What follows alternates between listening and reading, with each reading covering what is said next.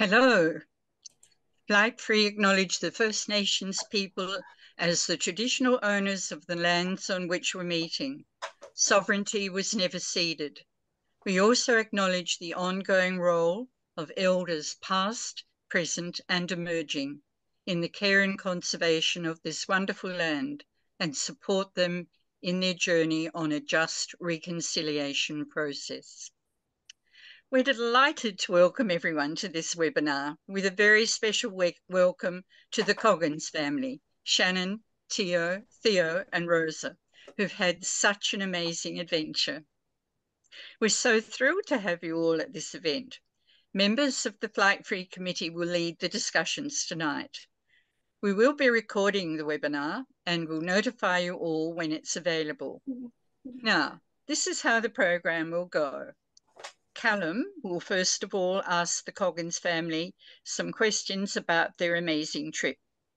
Alex and Mark will follow with a couple of important issues about aviation in Australia.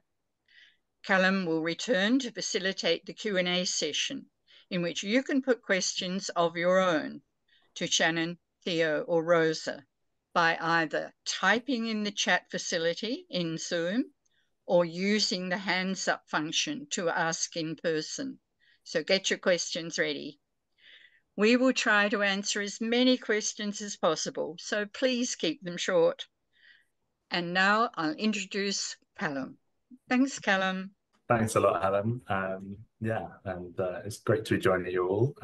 Joining from Wadi country and the Dharawal Nation down here in New South Wales. And yeah, fantastic to see so many faces, and great to have you here, Shannon, Theo, and Rosa, to chat. I'm going to keep it fairly informal. So you three have recently arrived in Australia. Can you just maybe start with telling us a bit about how you got here and what the journey was like? Cool. Well, we got here by bus, train, car, bus, train, car, bus, train, minibus, train, and then a load of ships, and then a load of Greyhound buses, and here we are. It's a lot of different means of transport. Yeah. Was it? Yeah. How did you find it? Was it stressful, fun? Sort of... It was definitely stressful at times. I mean, if you've ever had to catch a train by a specific time, imagine that. But if you don't get the train, then you're stranded in a country where you can't speak the language, and the next train's not for 2 days. That kind of breeds stress, but you know, it's quite fun as well. Well, the whole journey, yeah. I mean, we've travelled across the world, so it's been great fun because we've stopped at certain places and had some fantastic times. But also, there's been times of stress and sometimes of chronic boredom as well. I mean, it's a long journey. You know, it's 3 months. It's like 3 months of living, but with the added unknowns of travel. Yeah. I'll play patience again on this 24-hour journey from. 44-hour journey from one side of Kazakhstan to the other. Trapped in this tiny little sleeper compartment with 2 other people who we don't know. Yeah. But then some magic will happen on a journey like that. Theo met someone incredible on that long journey who, you really cared about each other by the end. Yeah. You mean, you know, it's the thing about this form of travel, what we've discovered and realised is that you're traveling in deep with people. You're just up against other people. You're rubbing shoulders with the people in every part of the world you pass through. You're having to interact with people. It isn't all laid on for you just into the airport, get processed, get the next plane. It's you have to get involved. And because of that, you, of course, meet people. And that's been the delightful thing, really. 2 delightful things, seeing nature in all the different places and meeting all the different people. And that's just been an awesome experience for all of us. Yeah, so it took you a few months, was it, that you took sort of to make that journey around half the world? It took almost exactly 4 months to reach Australia, and then another few days to get to where we needed to go. But yeah, almost exactly 4 months since we set off to when we got to Australia. And it didn't need to have taken that long. No. But we knew we wanted to experience some of Turkey and, you know, a little bit of Georgia, a little bit of Kazakhstan, and we spent a month in China. Yeah. And we stayed with family in Thailand, and each place we went, with the exception of Russia, which we had a 3-day transit visa for, and there wasn't much stopping. And Malaysia, when we were trying to get down, we had a time limit for a boat we had to catch. We spent time everywhere, and that's been to the enrichment of ourselves. It's been incredible to do it like this. I absolutely cannot stress how incredible it's been all those little memories. I'm going to go home with doing Tai Chi in a park in China with a group of women. It was just incredible. And being on a train with a family of Chinese people, and they didn't have a seat, and I got up and gave them the seat, and they couldn't believe it. And we swapped phone numbers. They were so blown away that this Westerner had actually got up and given them their seat. And we've had this gorgeous little exchange backwards and forwards, me and this 12-year-old girl. It's just because we were shown so much kindness on our way round. It was so lovely. People have been really kind. Yeah. Around the world. Yeah, that's amazing you say that. It's like, I think that's one of the more intimidating bits of doing something like this long articulated journey. You kind of like, what is it going to be? Will it be easy or friendly? But that's your experience of it. Everyone's been sort of helpful and friendly. Yeah. Well, everywhere there has always been people who are helpful and friendly. Like, of course, not everyone is friendly and helpful, but there will always be someone who's willing to be friendly and helpful. And they go to extraordinary lengths to help us. Yeah, people will do all kinds of things just to be kind, which is amazing, actually. Yeah, interesting that one of the things it's done for me is it's made me feel safer in the world, because now I've been across the world. You know, we are in England, we call where we are now down under.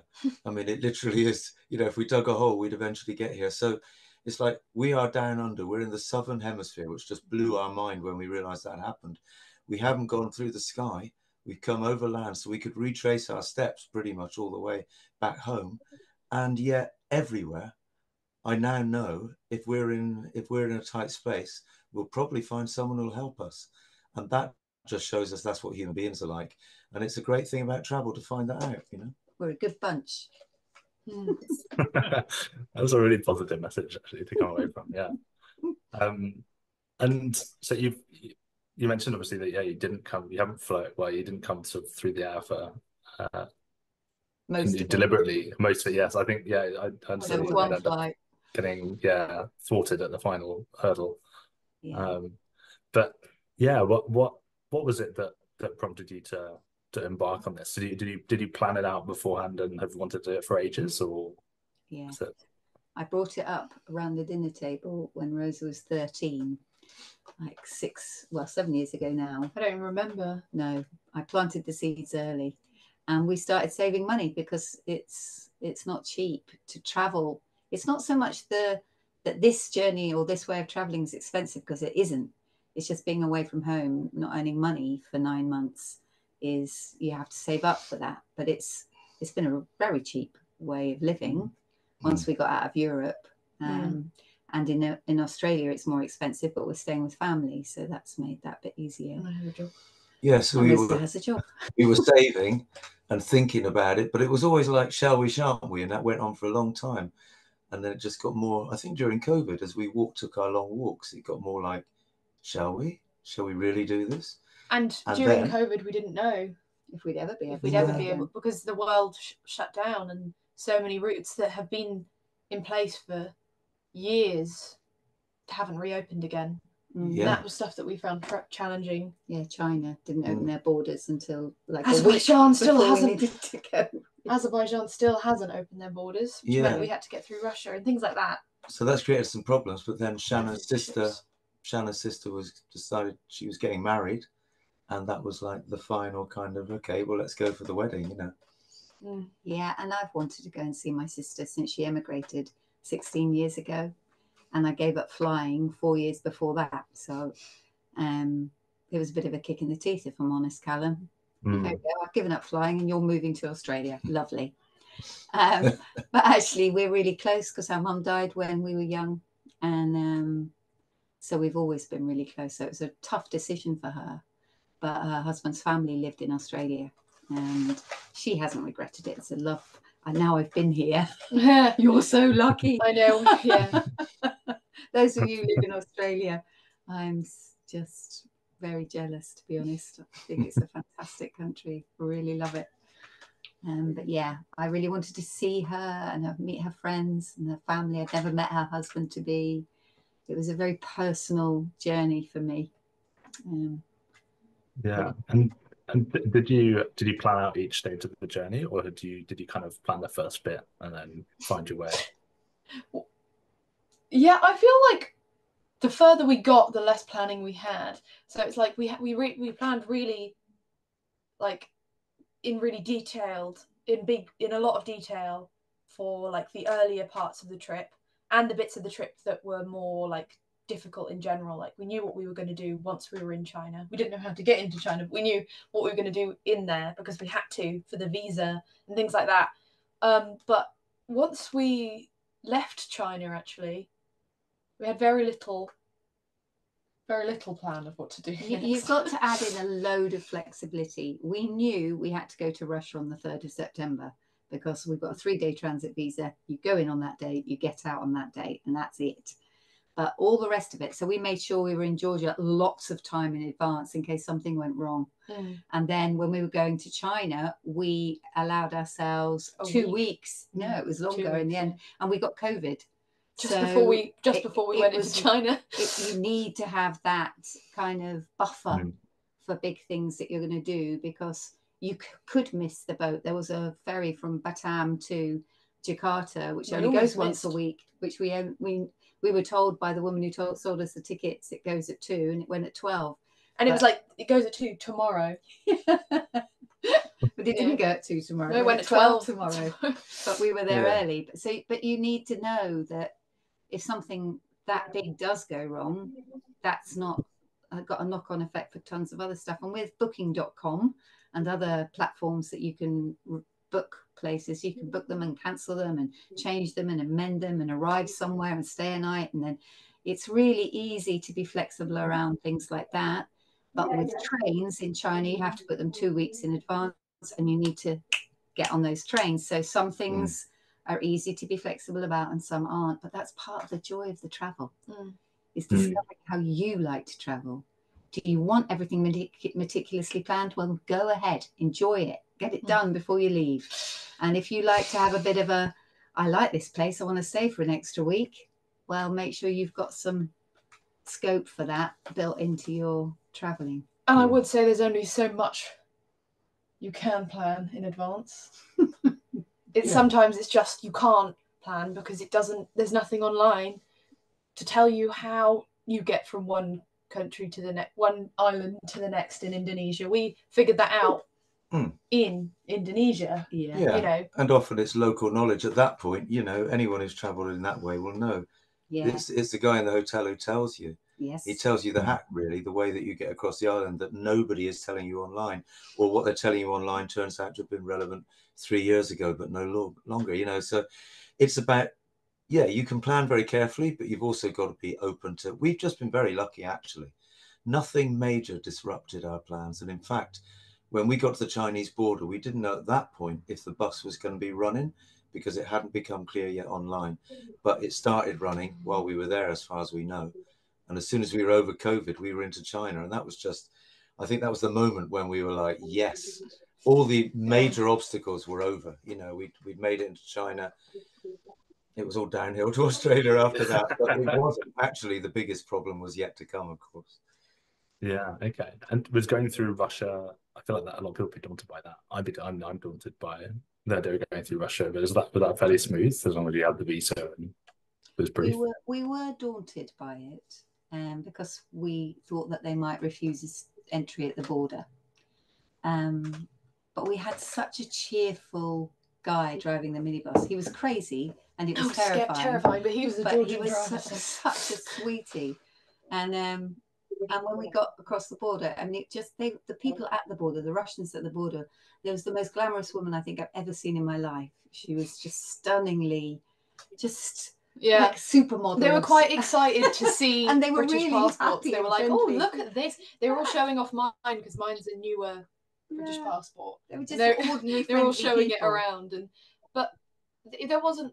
Once we were in Russia, it was wonderful. It was like, you know, the other countries we've been in. It was people were kind and so the place was nice. Yeah, it's lovely. That's our experience. Russia wasn't. We were, of course, when we started, we were scared of the whole thing. I don't think we had any idea what it'd be like, and we just found out that it's been good for us everywhere.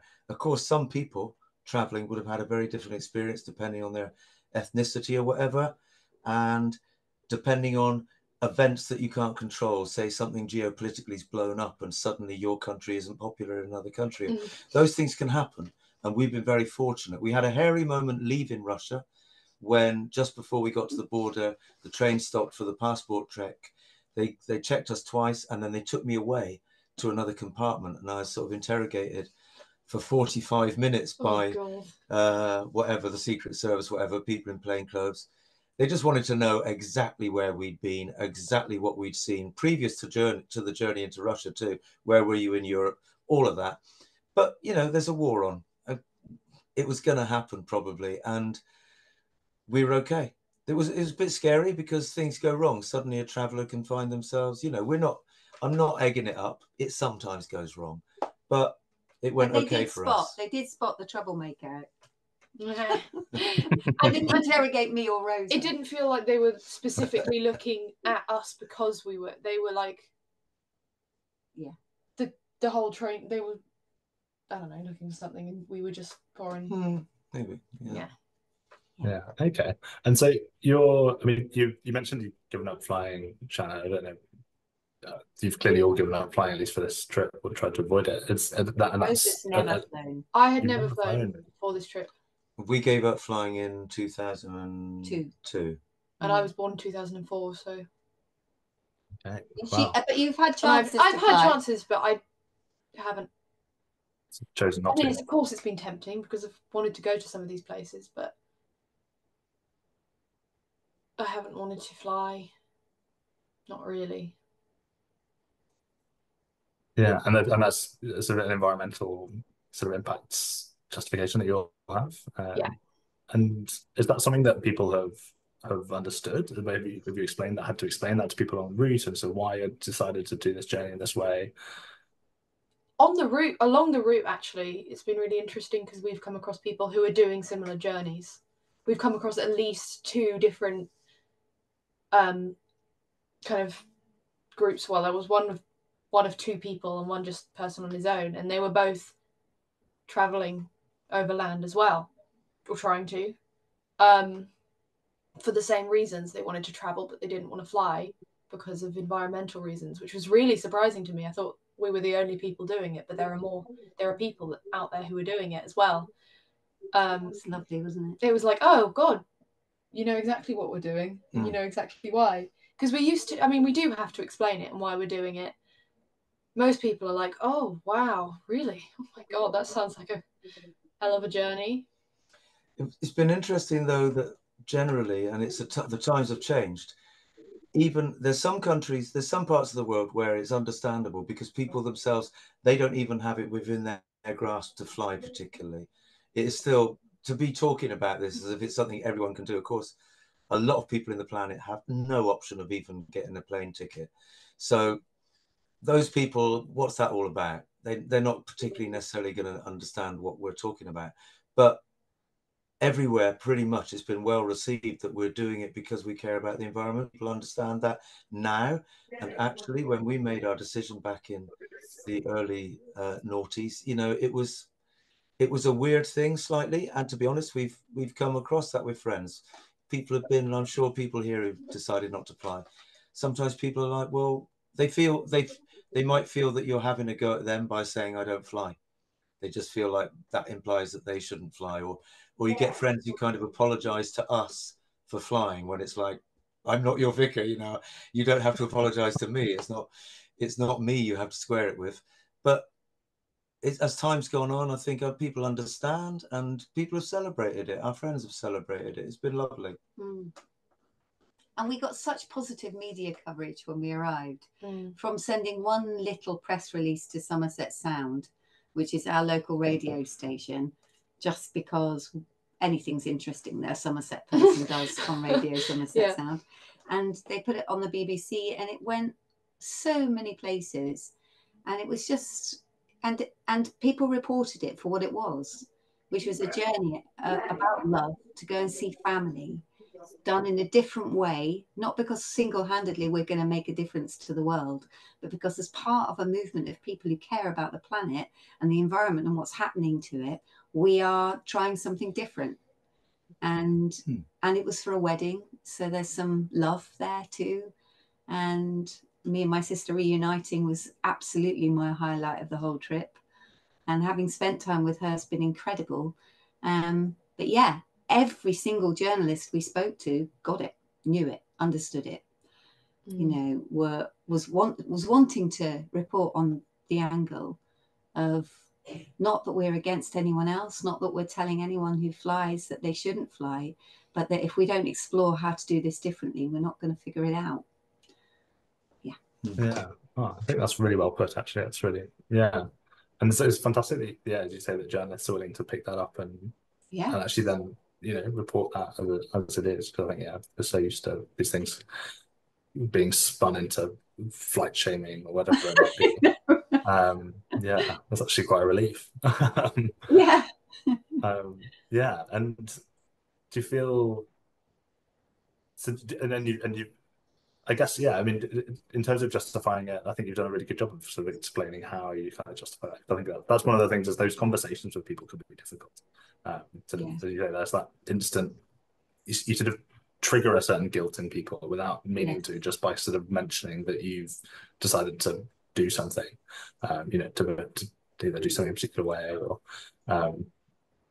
I'm really clear that, so I say this quite a lot, so I'm sorry if I'm boring you too, but I've got a friend I work with, and she's a single parent, and she saved up for 5 years to take her daughter away, and they went away on a little holiday. They got a plane journey. They were all really excited. I'd have given her some money to go on that holiday because she needed it, and so did her daughter, who'd never been anywhere, never done anything.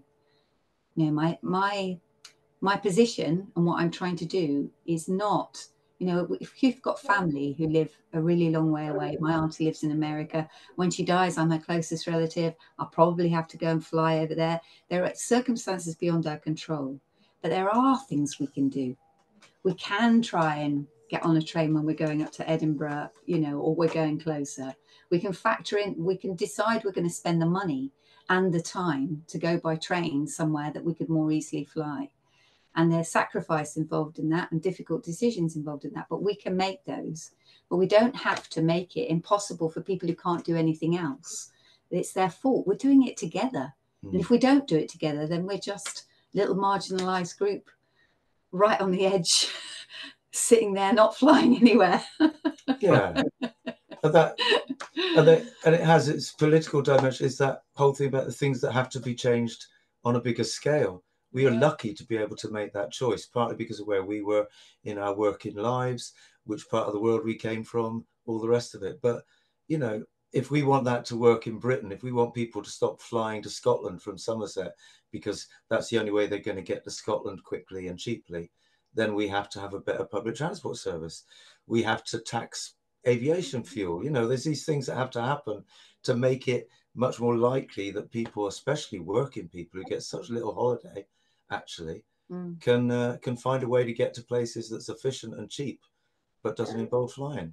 I think that's a great point. And do you feel like there's because as you say, there's two bits of, there's people and how people behave and norms, and then there's that kind of more systemic policy angle maybe. But do you think we need to start to, and maybe I imagine you have started to think differently about travel and holidays and and that kind of thing, to like how normal, you know, I feel there's norms around, as you say, getting there quickly, having a weekend break. You know, I was also obviously spending as little money as possible, which is understandable to everyone, really. But yeah, it's that kind of like, just, yeah, you got to get on a plane. It'll be stressful, but once you get there, it's lovely. Yeah. And do you feel like you've to maybe think differently about and taking a different view on those things as part of traveling on the ground and traveling slowly? I mean, for me, because I've never flown, the holidays we've taken have always been trips. You know, we went up to Sweden, God, 10 years ago, when I was 10. We travelled all the way up to the north of Sweden by train, and that was a big trip. Me going abroad, for me, or going, feels like an adventure, feels like a big trip, you know, and that makes it more exciting, the fact that you're going somewhere else, even though it's not as far away as, I don't know, Morocco or Mexico. It's like, yeah, it's Sweden, which is still in Europe, but it makes it a bit more exciting. And you look a bit closer to home to have holidays then. I mean, for us, one of my favourite places that we went to was Turkey. And that's not actually that's only 2 days on the train. Just around the corner. No, yeah, it's weird. After travelling for so long, you get a kind of skewed sense, like 2 days on a train, that's nothing. Well, it isn't, is it, really? No, well, but it is if you only have 2 weeks of holiday. But when we went to Sweden, it took us 9 days, and we had such a full, like, there and back, and 5 days in the north of Sweden. It was, and it was not very completely full, phenomenal experience that we had. And we could do that. We could do Turkey for 2 weeks. We could get on a train, go to Turkey, spend 10 days there, come back, and we'd have had our 2-week holiday. It's the money. How much that costs will prohibit most people from doing that. The flight, when the flight's cheaper than parking at the airport, what are you going to do? Yeah. And that's our problem. That's where we've got to try and change something, because that's, it needs to be cheaper and more accessible, really, because train travel, it's wonderful. I really like it. I love traveling by train most of the time. I much prefer traveling by train than any other form of transport. It's my favorite form of transport, because it's kind of, you get to relax on the train, get to stand up and move around. It's nice. I think there are other questions too, which you've been discussing, I'm sure. You know, we can now have, there was the guy, while we were traveling, there was the climate scientist who got sacked, and I was following him on social media. He was making his way back to Germany, but he got sacked before because he wouldn't come home on a plane, because he's researching climate change, and as far as he's concerned, he really doesn't want to fly anymore because of the damage it's doing. So he's got to travel back the slow way, and his employers, who are a climate organization, say, no, it's no good. So he was on his way back, you know. But obviously we can do things like this. We can have meetings. I can see people here from Britain are in on this meeting, so we can do that. And then it's a question for me also of, you know, this whole question about the impact of tourism and what we expect from tourism as well. And we saw a bit of that. You know, we went to Bali, and to be honest, no insult to Bali, we loved Bali, beautiful place, beautiful people. But we saw that some of the towns there, it's kind of, they've become towns which are all about people flying to them and spending money. That's what they've become about. And it's kind of weird, because in a way it's like, maybe those people, I'm not saying they should or shouldn't, but maybe if they went to the Lake District in Britain, some of those British people would find some connection and have an experience which would be as good or even more.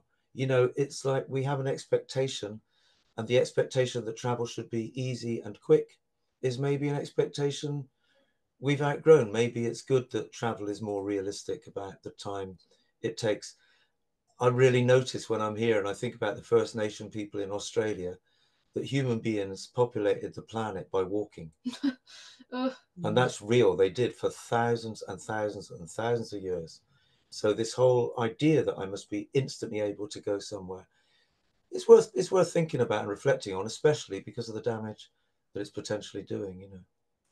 Yeah. Oh, well, I think that's really a lovely point to sort of end this little conversation on. But I think, that point of enjoying the journey and having, like, I think that's something that's been lost as well. So I think you summed that up really nicely, that actually traveling by train is enjoyable, sociable, meet people, and you can it's relaxing as well. You don't have to drive or sit in a plane, you know, planes again. It's stressful for various reasons for different people.